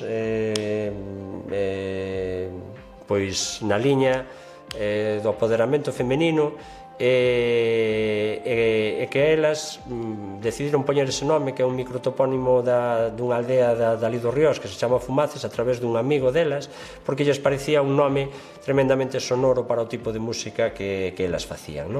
Ben, e tamén últimamente hai moitos libros, moitas novelas en galego nas que ten moita presenza a microtoponimia. Un exemplo é a Costa do Solpor, de un compañeiro do noso seminario de onomástica, de Xosé María Lema, que está ambientada na Costa da Morte, e el fai excursións toponímicas cos lectores desas novelas para ensinarlle os escenarios e os topónimos que nomea nas aventuras desa novela. E outra excursión toponímica que vos recomendo é a que fan o profesor Gonzalo Navaza, co que conto na investigación das etimoloxías dos nomes que agora vos vou a falar, das parroquias, profesor da Universidade de Vigo, gran experto en toponimia, e xunto con Lois Vilar, que recolleu a microtoponimia toda do mar, a talasonimia do litoral de Baiona e das Illas Cíes e desa zona por aí. Entón fan excursións no verán en barco, sinalando a xente o que significan os nomes do mar, onde naufragou un barco, e son tremendamente ilustrativas, tremendamente interesantes. Ben, para o profesorado e para o alumnado, para min é fundamental que os alumnos traballedes ca toponimia no ensino por isto que vos vou contar agora. Mirade, é unha forma distinta de aprender a nosa lingua e a nosa literatura. Fixadevos nesa que investigando ou facendo traballo de campo coa toponimia, descubrimos que temos un cento de palabras para denominar unha fervenza, incluso moitas delas que non aparecen nos dicionarios. Aí tedes cenza, ficheira, freixa, ruxidoiro, cachoeira, cachón, bueno, hai un cento delas, e moitas delas descubrímolas traballando coa toponimia. Ben, traballando con esta disciplina facedes un traballo interxeracional e integrador cos vosos pais e cos vosos avós e cos vosos veciños. É importante derrubar os muros das aulas, nas aulas, nos libros, apréndese moito, pero aí fora tamén se aprende moito, todos aprendemos moito. Seguro que se tocades a folla dun carballo vai vos quedar máis gravada na memoria e idela recoñecer máis facilmente que se non se a veces pintada nun libro. Tocando as cousas coñécense de outra maneira. E sobre todo, insisto nesta idea de valorar o que saben os vosos avós. Eles pasaron pola universidade da vida e, aínda que non foron á escola, saben moito do que lle ensinou a experiencia vital. Así que deixadevos ensinar por eles, que vos acheguen cousas de antes, que de todos sacaremos unha lección positiva. É importante coñecer a historia local da vosa contorna, porque para saber onde queremos ir temos que saber de onde vimos tamén. Entón é importante que coñezades cales eran os costumes, as tradicións, os modos de vida dos vosos antepasados. Isto axudaravos tamén a crear, a ser creativos. Escoitar as historias de antes fai que moitas veces nós elaboremos as nosas propias historias, que nos convirtamos en escritores do noso pasado. Aí tedes a Dolores Redondo, gañadora dun premio Planeta. Non a traio aquí porque escriba en galego, que non o fai, pero sí porque dicía que era escritora grazas ás historias que lle contaba a súa avoa de Corme. A súa avoa contáballe desde pequeniña historias de meigas, de trasnos, de toda a mitoloxía de Galicia, e ela convertiuse en escritora e ás veces meteas tamén nas súas novelas con maior ou menor acerto, pero por lo menos inspirouna. Oxalá nos inspire a moitos de nós as historias que nos conten a partir de agora, ou a moitos de vós as historias que vos conten os vosos avós. Iso sí, as nosas historias son moito máis bonitas se as contamos na lingua que as viu nacer, que é o galego. Ben, a toponimia, como vos dicía antes, danos información de moitas disciplinas, polo tanto ten un potencial didáctico interesantísimo tamén para estudar xeografía e historia, para a tecnoloxía, porque utilizamos as novas tecnoloxías para subir os topónimos, para moitas disciplinas, incluso para facer ximnasia, porque saímos de excursión e imos recollendo topónimos coa xente maior. Ben, por tanto, a toponimia moderniza a nosa lingua. Aí tedes os compañeiros dun instituto de Silleda, do IES Pintor Colmeiro, que xa levan metidos con esta plataforma 1600 microtopónimos. É o instituto que máis ten traballado coa microtoponimia. Están felices de traballar coa aplicación, coas novas tecnoloxías. Podedes ver na nosa páxina web, na de toponimiaxunta.gal, podedes ver vídeos que subiron, podedes ver a súa experiencia. En fin, recomendóla encarecidamente. E para ir rematando xa, cando subides toda esta información cultural, toda esta información toponímica a internet, o que estades é abrindo unha ventá ao mundo para darlle a coñecer a xente o que hai de bo no voso concello, no que hai de bo no barco de Valdeorras, a historia do barco de Valdeorras. Fixadevos ben nesa fotografía que é un anaquiño das Illas Cíes. Cando os turistas veñen a visitar as Illas Cíes, a parte de bañarse nun agua moi fría e ver un paraíso, pois nós ofrecemos de todos eses nomes, toda esa información cultural que seguro que a nós non nos la van a ofrecer cando vayamos a ver calquera país estranxeiro por aí adiante. Ben, e para pechar a charla co que a comecei falando da emigración, pois tamén a pecho falando da emigración. Mirade, os galegos somos un pobo emigrante, fomos por todo o mundo e seguimos indo, porque as circunstancias ás veces de traballo non o obrigan. Ben, esta é unha historia real. Alá polo 2011, cando nos paralizaran o proxecto Toponimia de Galicia, xusto naquele momento chegou unha carta manuscrita dunha señora que vivía na Argentina, era originaria da Pobra de Tribes, marchou con 15 anos para a Argentina e agora que tiña 70, naquele momento tiña 70, non puido volver nunca a súa terra por circunstancias da vida. Un bo día o seu neto descubriu que a Pobra de Tribes, antes tiñamos un visor distinto a este, pero xa tiñamos a microtoponimia da Pobra de Tribes subida. O seu neto descubriu que se podía visualizar a través de internet e ensinoulle a súa avoa.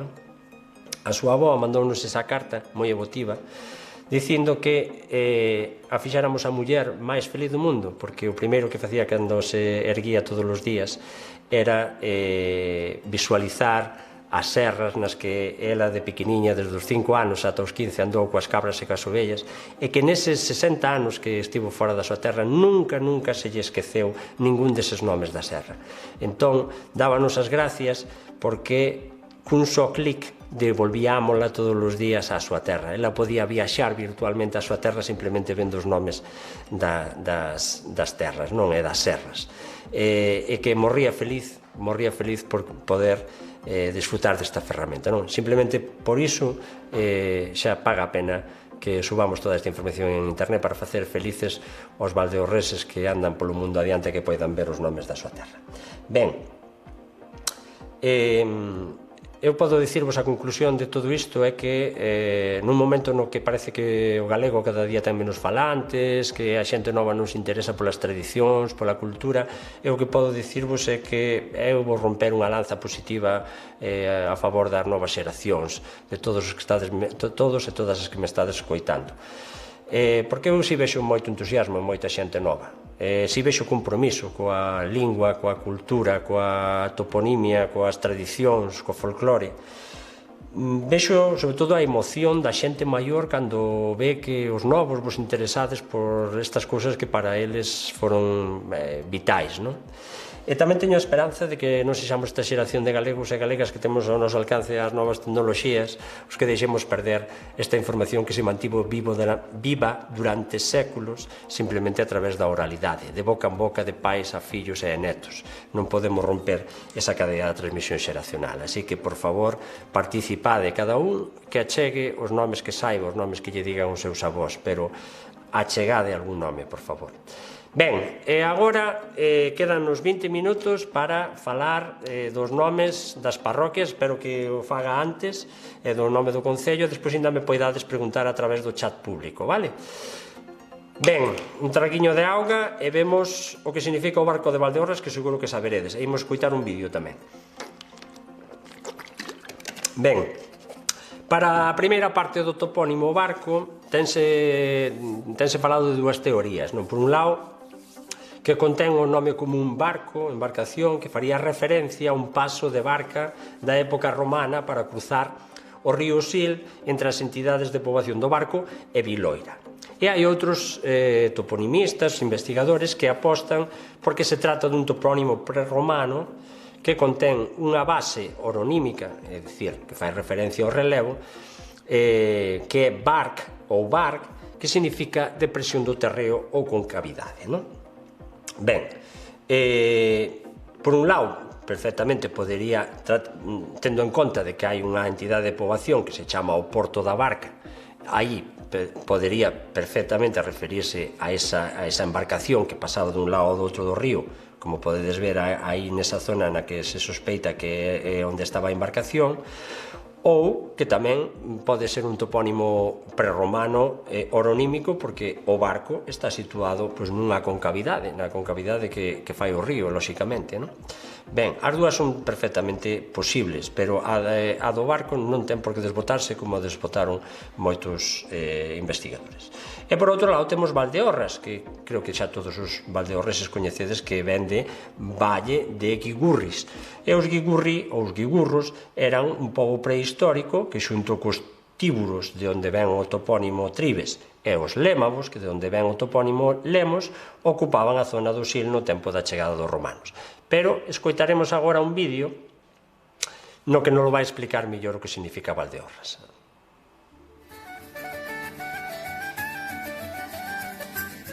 Valdeorras é un topónimo cos seus 2000 anos de antigüidade. Naturalmente, Val e de son galego transparente. O verdadeiramente antigo é ese Orras.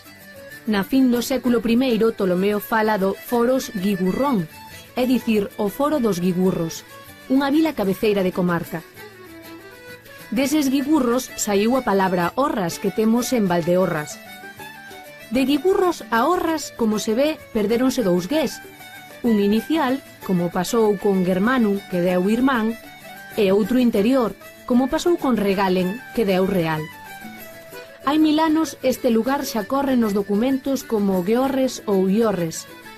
O cambio de Orres a Orras é o mesmo que se deu noutros topónimos como Alaxas, Antas, Encrobas, que antes acababan en es.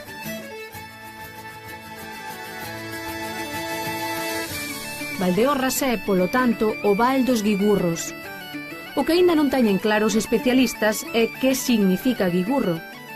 Falouse de rubio, de pedra e de ganso, pero nada é seguro. Posiblemente eran indoeuropeos como outros veciños que tamén remataban en ros, seurros, susarros, egobarros, cáporos e brácaros.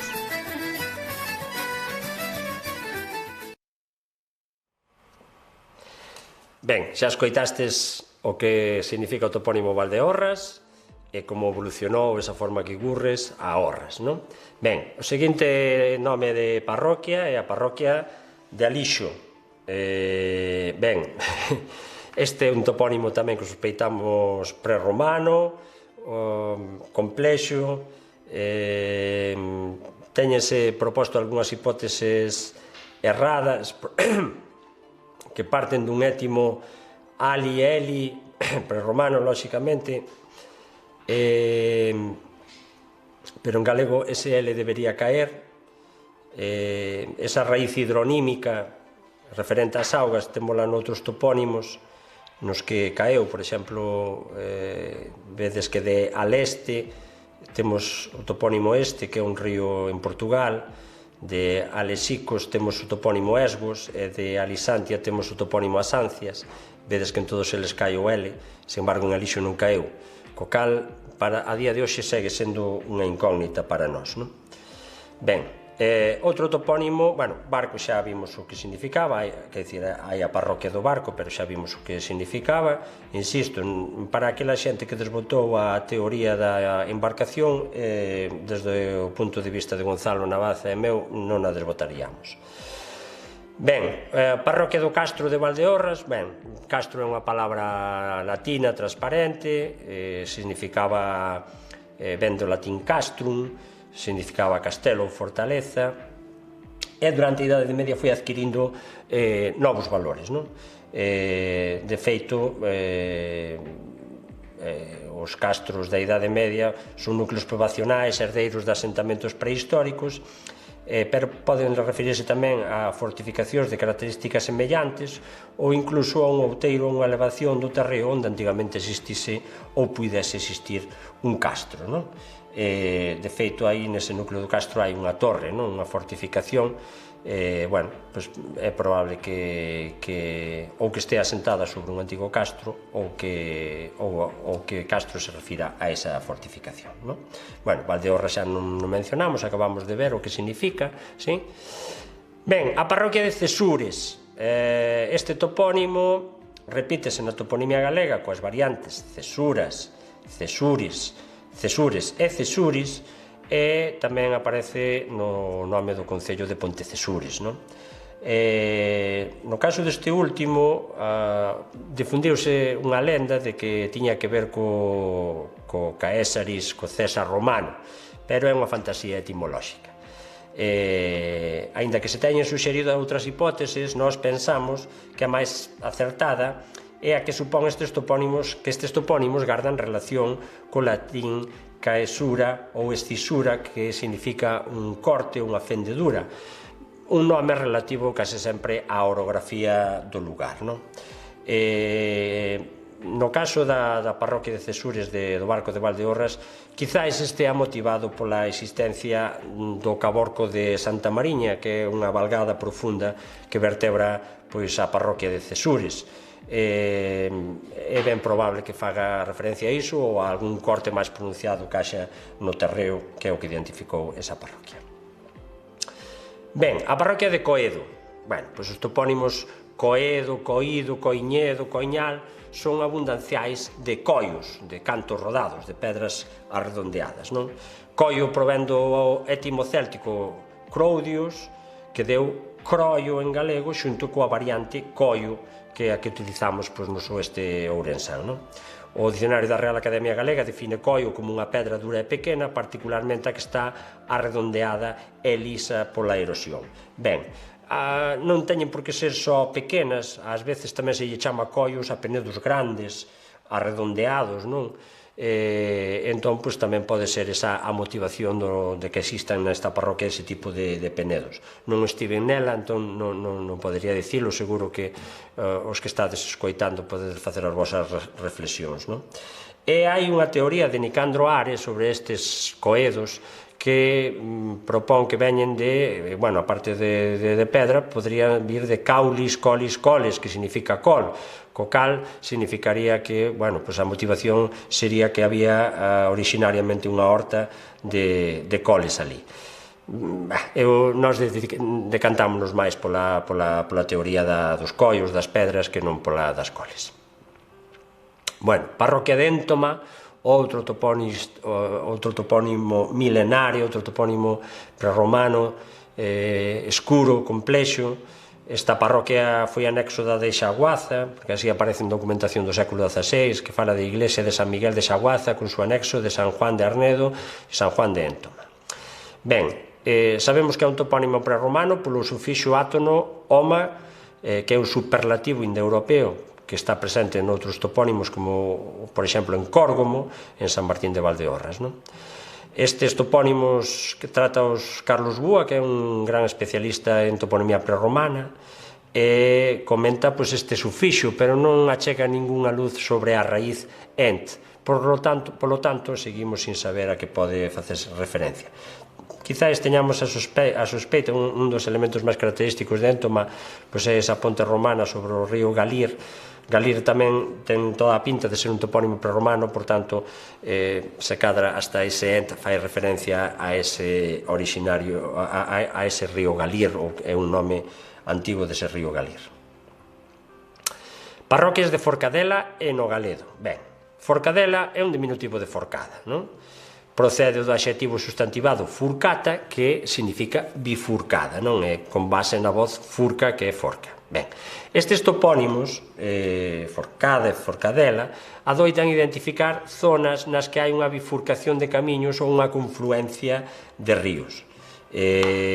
Supoño que na orixe de Forcadela está, non sei se ali hai río ou non, é bifurca ou non, pero posiblemente unha bifurcación de camiños si houbera, non? E por outro lado, Nogaledo, que son curiosas estas parroquias que levan dous nomes, non? Que hai no Arco de Valdeorras. Nogaledo é un fitotopónimo, neste caso un abundancial co sufixo edo da árbore que dá noces, da nogueira, non? En latín era nucaria, provén dun étimo latino que é nucaleto, vale?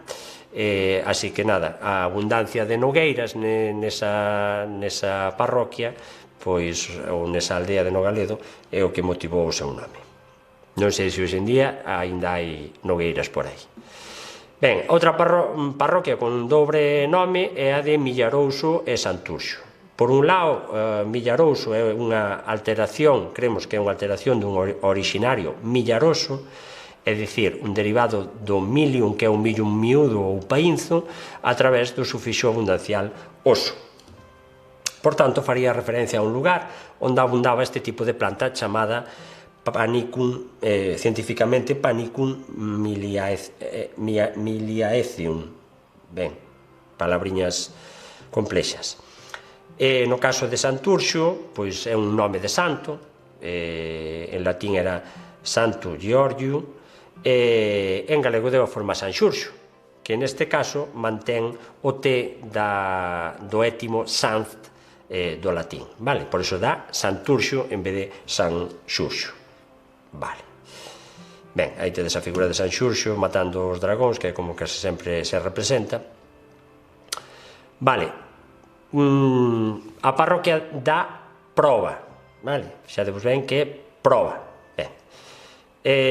O nome Pobra ou Proba procede do latín popula, un derivado regresivo do verbo medieval pobrar, do latín populare, na acepción de conceder unha carta foral aos veciños dunha vila por parte dun rei ou dun señor. Tedes que saber que en tempos pasados a propiedade da terra estaba en mans do rei, da igrexa ou da nobreza, maioritariamente. pero tras as guerras moitos territorios quedaban deshabitados e sen donos. Entón, estes señores poderosos dabanlles estes terreos a determinados grupos de poboación para que os poboasen e as traballasen a través da asinatura dun documento. Este documento é o que se chamaba unha carta proba ou pobra, que recollía o reparto da terra e os dereitos dos novos habitantes dos lugares que se construísen ali. Na Idade Media, moitas vilas galegas tiveron esta denominación que despois non sobreviviu. Sobreviviu noutras como a Pobra do Caramiñal ou a Pobra do Brollón, pero tamén a tiveron a Pobra de Chantada, a Pobra de Muros e a Pobra de Pontedeume, pero nesas non sobreviviu. Ben. Parroquia de Santa Mariña do Monte. Estamos xa rematando os nomes das parroquias e despois facedes as preguntas que consideredes pertinentes. Bueno, Santa Mariña é o nome dunha santa, ven de marina, femenino de manirus, derivado de marius ou do adxetivo marina, que significa do mar, non? Que ven ou que vive no mar, vale? E no caso do topónimo monte, pois é un topónimo transparente que pode referirse a unha elevación do terreo. Está situada, Santa Mariña do Monte está situada na aba do Monte Mouzón, que é ben alto, así que má segura que se refira á altitude e non a terreo sin cultivar, aínda que se pode referir ás dúas cousas, non? Vale, parroquia de Santigoso. Santigoso é un fitotopónimo, procede do latín senticoso e este é un derivado de sentix sentiquis, que significa silveira ou conxunto de silvas. Así que na parroquia de Santigoso a súa motivación é que había moita silva e por eso leva ese nome que hoxe en día sería sinónimo de silveiral.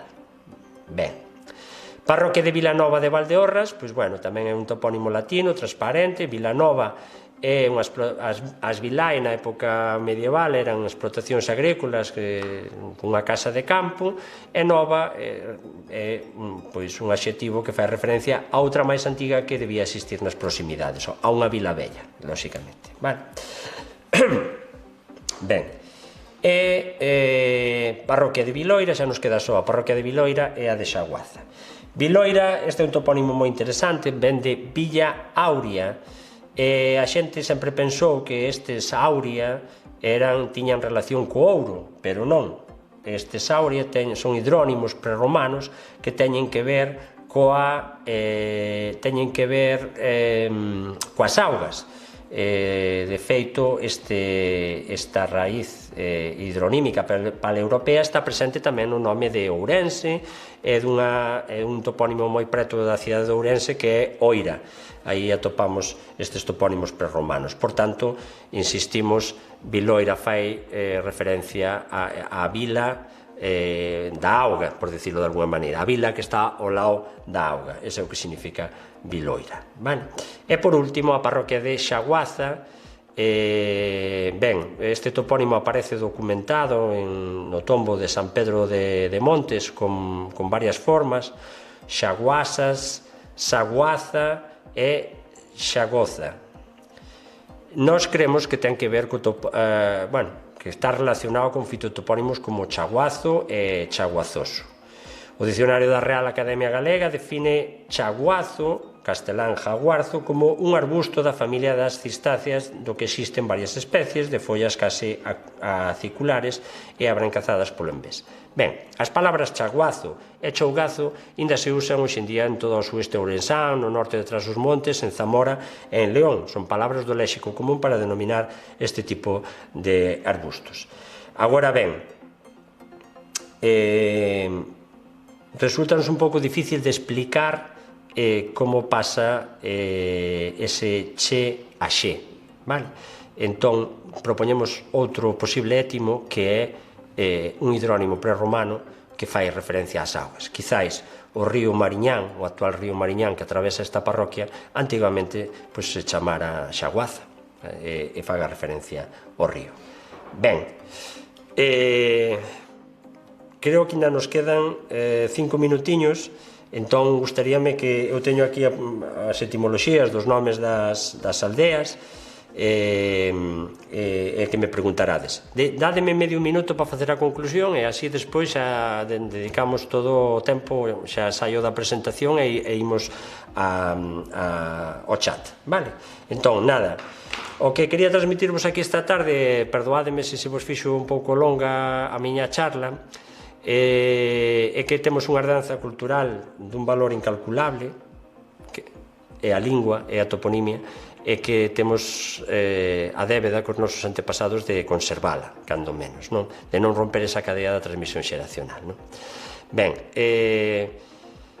acabo con esta cita de Marilar Alexandre, que é unha académica de número da Real Academia, decía no seu discurso de entrada que os topónimos arrepóñense e teiman en seguir vivos malia non estaren gravados en metal nin pedra, senón inscritos na memoria. Desgraciadamente, a memoria é efímera. Cando morremos, vaise tamén con nós. Entón, por iso é tan importante que salvagardemos canto antes o que temos na memoria dos nosos maiores. Ben, como esta campaña facémola desde a Real Academia Galega, que é a institución que vela pola lingua, pois deixo-vos aí esa diapositiva para que reflexionedes, para que bebades dunha fonte limpa que é a da nosa lingua, que é a que nos identifica como pobo, que é a que nos fai singulares, que é a que nos fai ter pobo. Sin lingua non hai pobo, sin lingua non hai toponimia, sin lingua non hai patrimonio cultural inmaterial.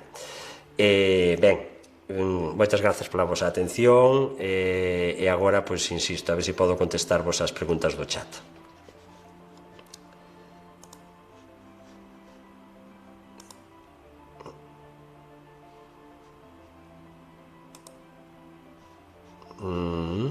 Por que non vexo o chat?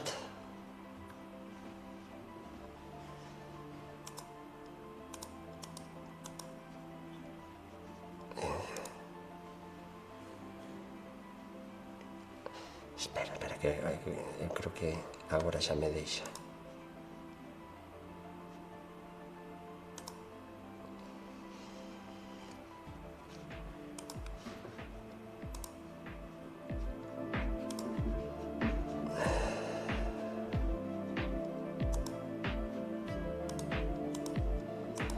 Non sei por que non me deixa acceder ao chat. Vale, como non me deixa acceder ao chat, miro por aquí, polo móvil, o que ides poñendo. A ver, Manu Canaval comenta que é grande descubrir que detrás das siglas da raja hai xente tan interesante. Moitas grazas, Manu. Coido que non vou poder quedar para todo o directo, pero espero poder velo esta noite. Xa a teño instalada. Moitas grazas, Manu, polas túas palabras e sobre todo por participar no proxecto. Ben, Barbadá, hai alguén que pregunta por Barbadá, que está na parroquia de Alixo. Entendo que é microtopónimo, porque como nome da aldea non o teño estudado nin traballado. Ben, así sin ver documentación histórica, xa che podo dicir que ten que ver hai outro topónimo que é Barbadás. Son topónimos prerromanos dunha raíz bar, que tamén é hidronímica.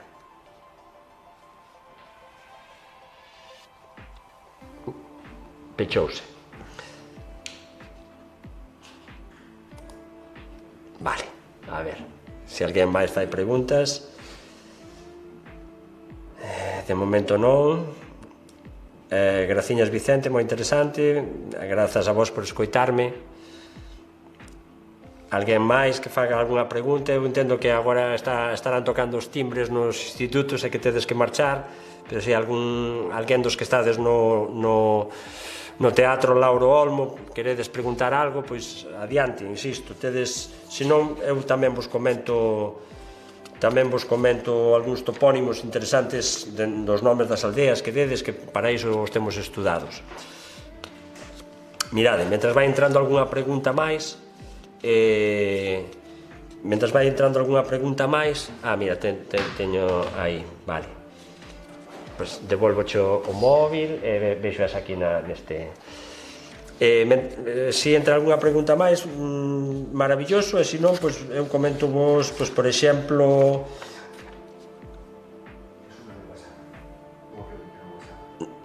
no WhatsApp. Vale. A ver. Xa entran as preguntas por todos os sitios. Vale, faime a Gustavo. A ver. Que pregunta máis longa. Está escrita é unha foto, está previsto. A ver como podo ler isto que non entendo moi ben a letra. Está previsto ou entra dentro das previsións da Comisión de Toponimia da Real Academia a realización de algún tipo de publicación impresa cando estea completa a recolleita por parroquias, por concellos ou por comarcas? Vale, boa pregunta. Mirade, agora neste momento estamos nos dedicando a recoller, que é o que urxe, vale? Despois, unha vez que teñamos toda Galicia recolleita, ou segundo vayamos podendo por concello, segundo vayan estando concellos completos, desde o Seminario de Onomástica da Real Academia temos unha colección de libros de toponimia que o que se fai é estudar a etimoloxía dos nomes, que se chama Terra Nomeada, que aí no portal da Toponimia de Galicia podedes descargar os libros que xa se publicaron, o libro do Concello de Ames, do Concello de Trabada, do Concello de Carballo, da Estrada, hai varios aí libros publicados. Entón, pois, pretendemos facer unha publicación de cada un dos concellos de Galicia, estudando o que significan os nomes das aldeas e das parroquias, sí? Vale. A outra pregunta é: nótase a hora de recibir colaboradores e achegas na app a diferenza, é que non vexo moi ben, non te preocupes, a diferenza...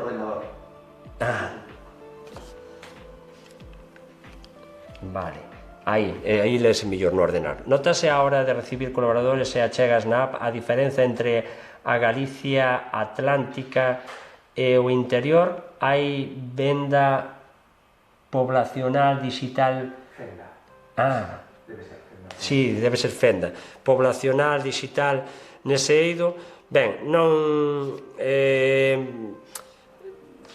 En xeral non nos paramos a ver se participa máis a xente da Galicia Atlántica ou a xente do interior.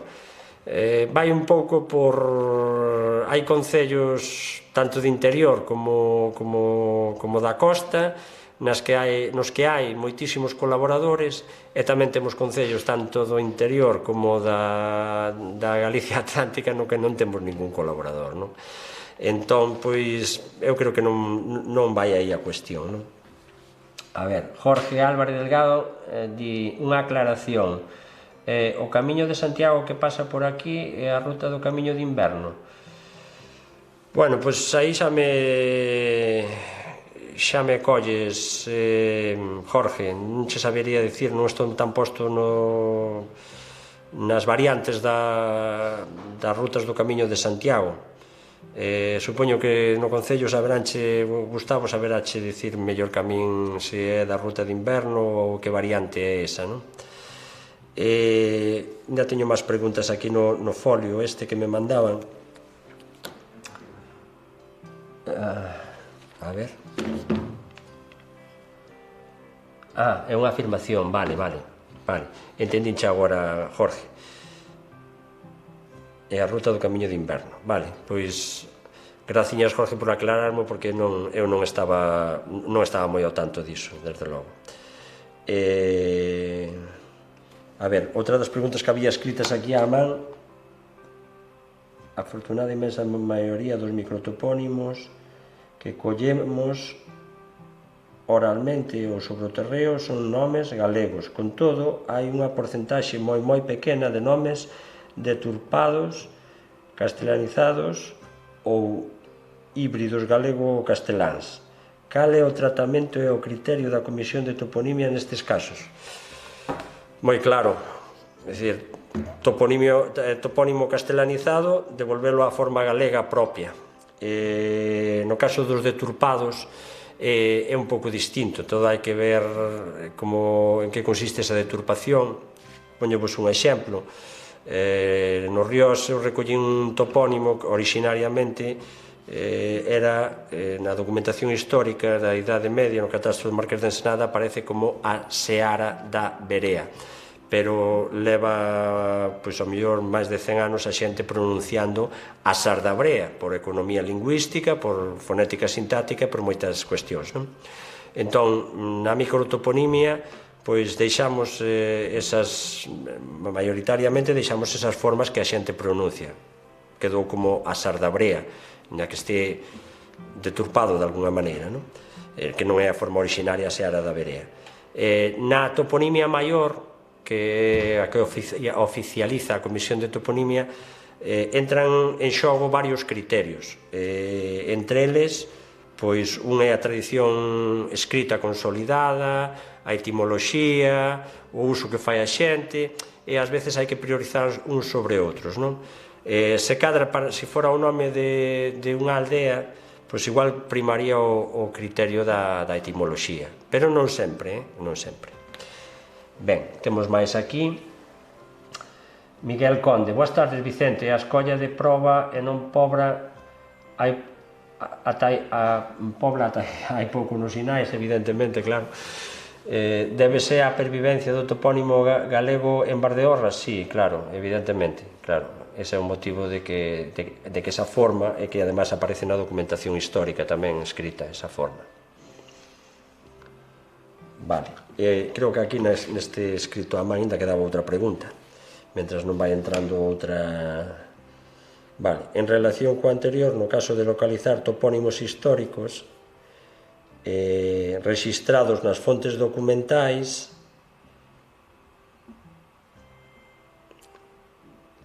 máis perdidos xa no uso e na memoria dos veciños, que tratamento lles dá a Comisión tamén a eses nomes de lugar?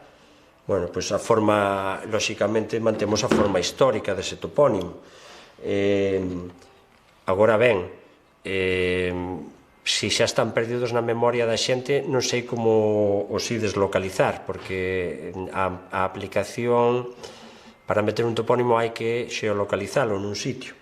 Moita da toponimia que hai, por exemplo, no catastro do Marqués de Ensenada, estou vos falando por experiencia propia da miña aldea do Ríos, que eu atopei topónimos na documentación histórica que xa ninguén, nin sequera persoas maiores de 90 a 100 anos, foi quen de situar, non saben onde eran eses topónimos, onde estaban situados.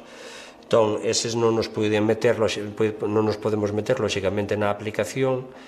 Si agradecemos que nos los manda a xente, porque queda aí un rexistro de toponimia histórica que desapareceu dun determinado sitio, pero claro, metelos ao tuntún sin saber onde eran, pois non deberíamos facelo, non? Se un sitio ten un nome histórico e outro máis recente, e a xente utiliza o nome máis recente, pero ainda hai xente que saiba o nome histórico, quedan os dous, métese cos dous na aplicación, e nós intentamos manter o nome histórico, priorizalo antes co nome máis recente, non? Porque o meu nome máis recente ten 50 anos ou 100 anos, non? Pero é importante registrar os dous na aplicación, un como entrada e outro nas observacións, dicindo que foi o nome que substituiu ao histórico. Vale. De momento non temos ningunha pregunta máis, e coido que aquí as 4 preguntas que me mandaba Gustavo escritas a man xa as lín, non?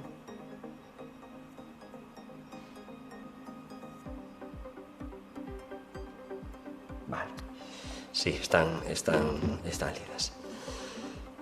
Ben, pois nada, se non hai máis preguntas, dame pena non mencionarvos algún topónimo de aldeas que investiguei, entón, pois, mirade, por exemplo, é moi interesante, procuraremos